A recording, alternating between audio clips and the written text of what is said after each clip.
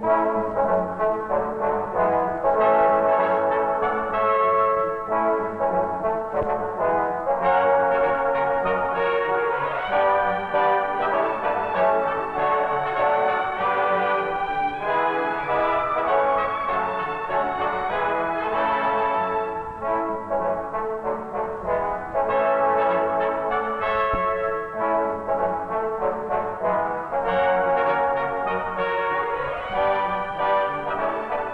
Royal Canadian Mounted Police, the RCMP, the Mounties.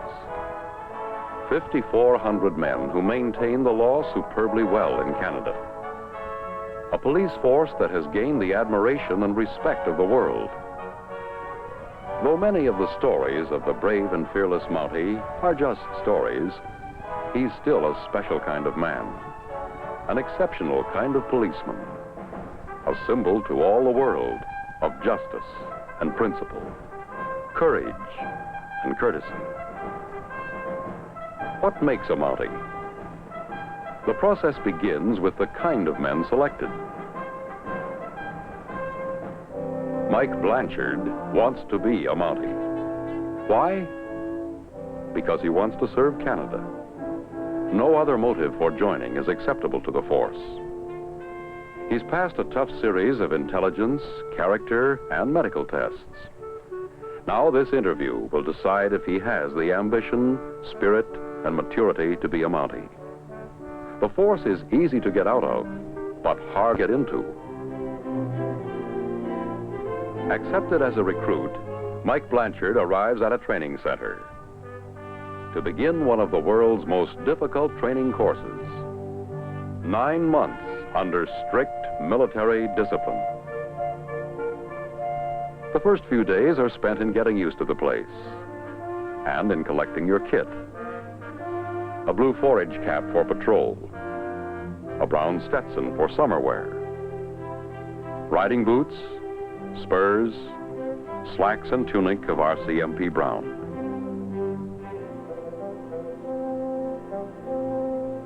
There's something about the uniform that gives you a feeling of pride already. But you're scared too, because you know it won't be easy. Any lack of effort, nerve, or coordination will wash you out. In the barracks, you've been assigned a bed, met some of the other men, and begun the never-ending polishing and shining.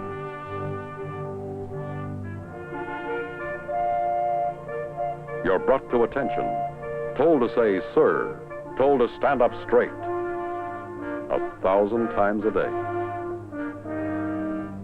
In class, you begin work on some 85 different subjects. Care and handling of prisoners, criminal code, regulations and history of the force, typing, current affairs, public relations. If a policeman is to teach others to obey the law, then he himself must obey it best of all, must set the example. This principle is ground into you every hour of every day. You're marched from class, to barracks, to gym, to stables, to mess, to drill field. You're told drill helps achieve that proud military bearing a Mountie must have. You're shouted at until you're dazed. No matter what you do, the drill sergeant is never happy. You march until you're ready to collapse. Then it's time for a little warm-up in the gym, just enough to get you in shape for a class in police holds and judo.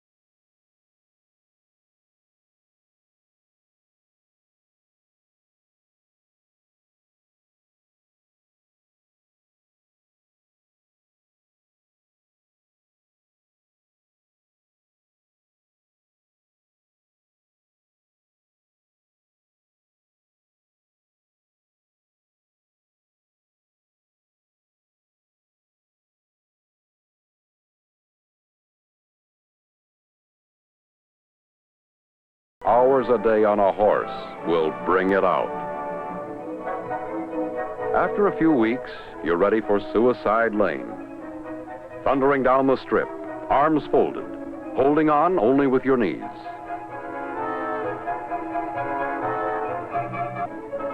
Forget about being hurt, screams the sergeant. A good man enjoys the rough and tumble.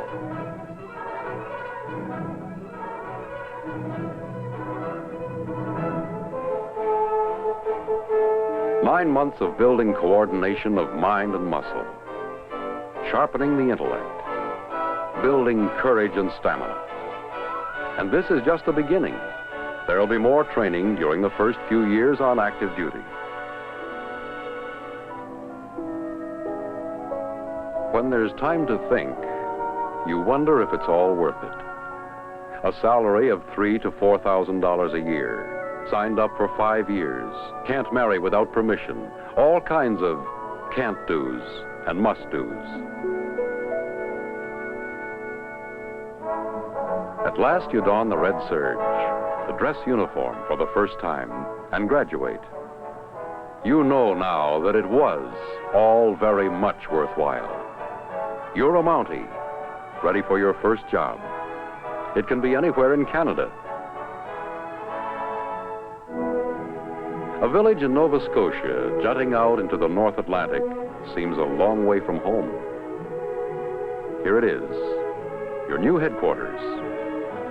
Under the guidance of a more experienced man, your training continues. At first, the work will be routine, telephone and radio operator, handling minor complaints.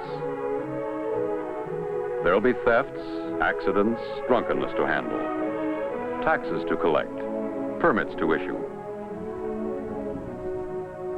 Visits to schools, helping to teach the children to be good citizens.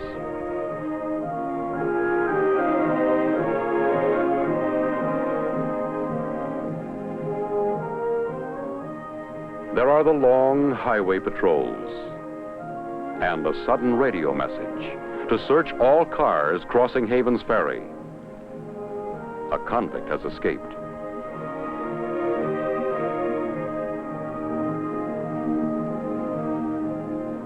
Shooting without a license or out of season is against the law. Mounties enforce the game laws in Canada. A big part of the job on rural detachment duty is just being there, ready to help when you're needed, and discouraging crime by your very presence. The hours are long and the work often dull, but the life has many rewards. You're respected as a member of the Royal Canadian Mounted Police.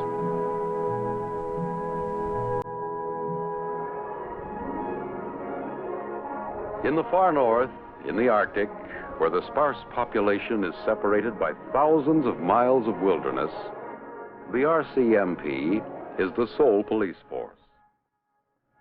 Dog sled is often the only way to travel, and patrols sometimes last many weeks at temperatures 40 or 50 below zero. The Mountie must provide his own shelter, shoot his own food, and survive against the elements.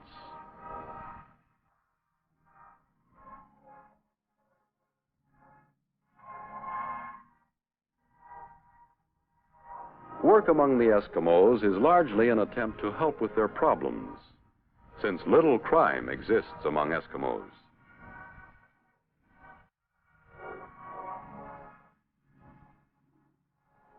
The policeman is sometimes doctor, giving medicines and advising on health and family problems.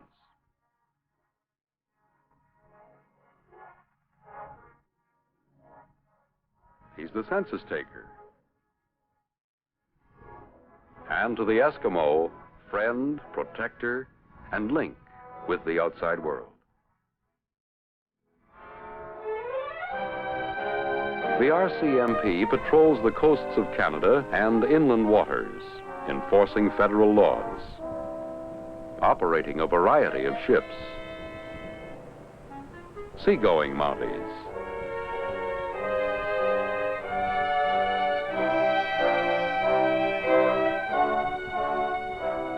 Search and rescue operations are an important part of the work.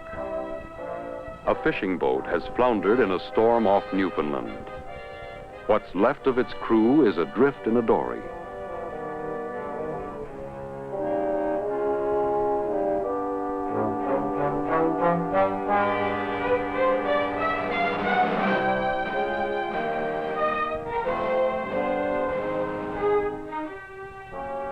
A man has been injured on the lonely Labrador coast and must be removed to a hospital.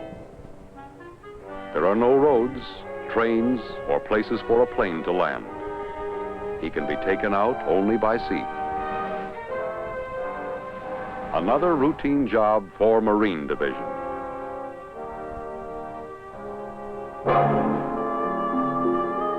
Mounties in plain clothes enforce the federal drug and narcotic laws. The dope peddler casually lights a cigarette and throws the empty box away. But it's not empty. It contains a few grains of a drug which the dope addict wants desperately.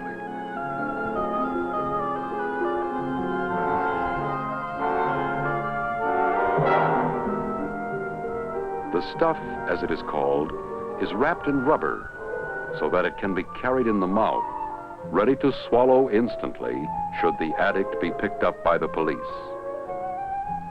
In order to be arrested and convicted, he must be found in actual possession of the stuff.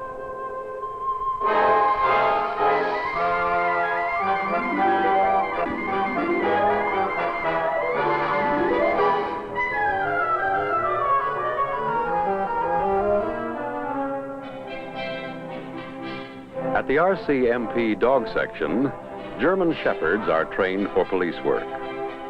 A regular member of the force who has volunteered as a dog master selects his dog. For the next 8 or 10 years, they will live and work together as a team.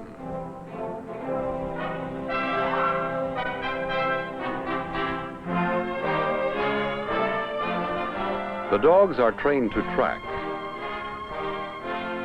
and to attack. The right arm, which could be holding a gun. They're trained to find missing persons and lost objects, and are highly valued members of the RCMP.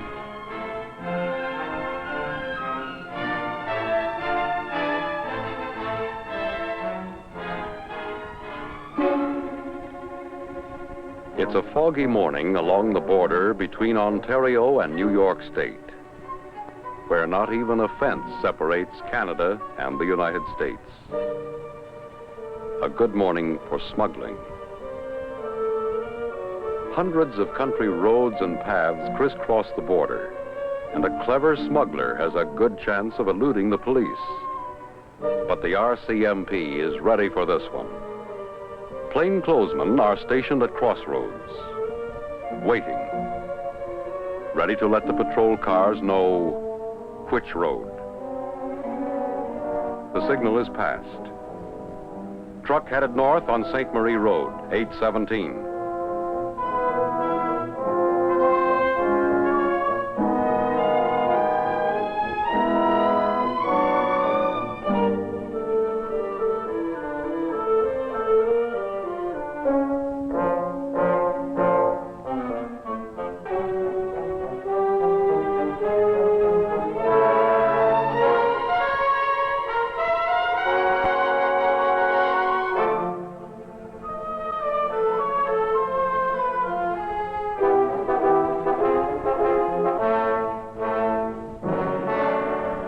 Canadian Mounted Police, as a federal police force, has become the most versatile law enforcement body in existence.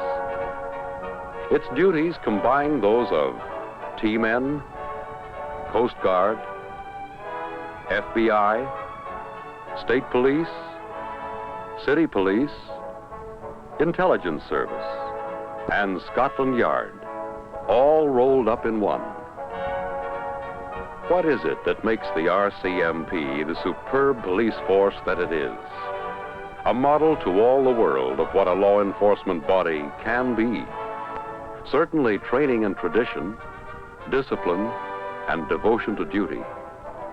But perhaps more than this, the conviction of every Mountie that the quality of law enforcement depends upon the example, the behavior, the quality of each and every man who wears the scarlet and blue Royal Canadian Mounted Police.